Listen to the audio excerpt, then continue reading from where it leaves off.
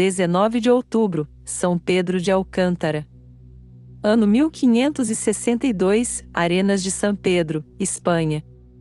São Pedro de Alcântara pertence ao século dos grandes santos, muitos dos quais se impuseram como gigantes na constelação da Igreja na Espanha. Trata-se do século XVI, o século do imperador Carlos V e do Concílio de Trento. Filho de um jurisconsulto, Pedro nasceu em Alcântara, na Espanha, em 1499. Revelou-se um menino de boa índole, modesto, simples, propenso à oração.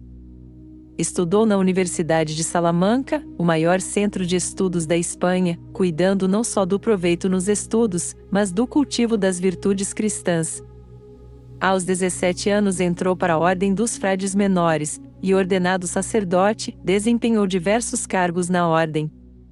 Era extraordinário como pregador de missões populares e professor. Franciscano de espírito e por convicção, outras coisas não possuía a não ser um hábito surrado, um breviário para as orações, um crucifixo tosco e um bastão, companheiro das viagens. Poucas horas de sono, mesmo assim sentado numa simples cadeira, ou deitado no chão. Sua alimentação era a mais parca possível e jejuava constantemente. Eleito ministro provincial na ordem, Pedro visitou todos os conventos confiados à sua jurisdição, e em todos introduziu a reforma de acordo com a regra primitiva de São Francisco. Em 1554 obteve do Papa Paulo IV a licença de consagrar-se a uma observância mais estrita da regra. Começou então a acolher seguidores, organizando na Espanha uma nova província franciscana de estrita observância, a qual pouco a pouco se afiliaram mais de 30 conventos de diversos países, inclusive de Portugal. São os chamados frades menores alcantarinos. Foram estes frades da Reforma Alcantarina que se estabeleceram no Brasil. Pedro iniciou os frades desta estrita observância numa vida de mais austera pobreza, jejum e penitência e de oração mais prolongada. Impulsionado pelo zelo das almas, dedicou-se com grande fruto à pregação.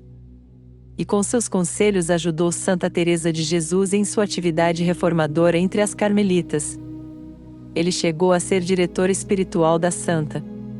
Deixou também obras escritas, em que narra a própria experiência ascética e mística, baseada sobretudo na devoção para com a paixão de Cristo.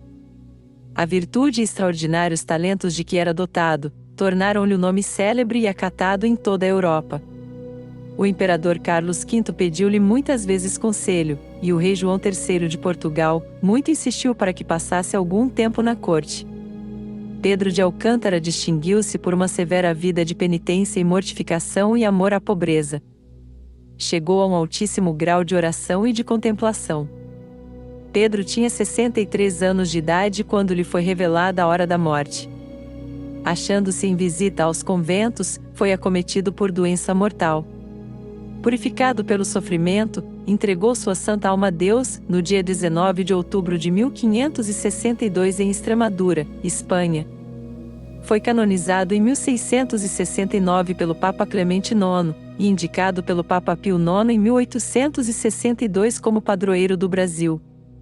No calendário próprio da Ordem dos Frades Menores a liturgia das horas é bastante enriquecida. Os hinos do ofício das leituras e das laudes são próprios. São próprias também as antífonas do Benedictus e do Magnífica. Realça-se em Pedro de Alcântara o espírito de penitência, o restaurador da observância primitiva da regra de vida de São Francisco de Assis, o pregador e o homem de oração e de contemplação.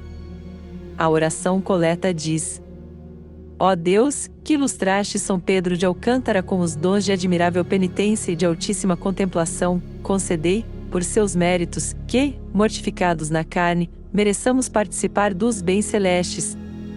A oração sobre as oferendas e a oração depois da comunhão fazem referência ao intenso amor que São Pedro de Alcântara nutria pela Sagrada Eucaristia.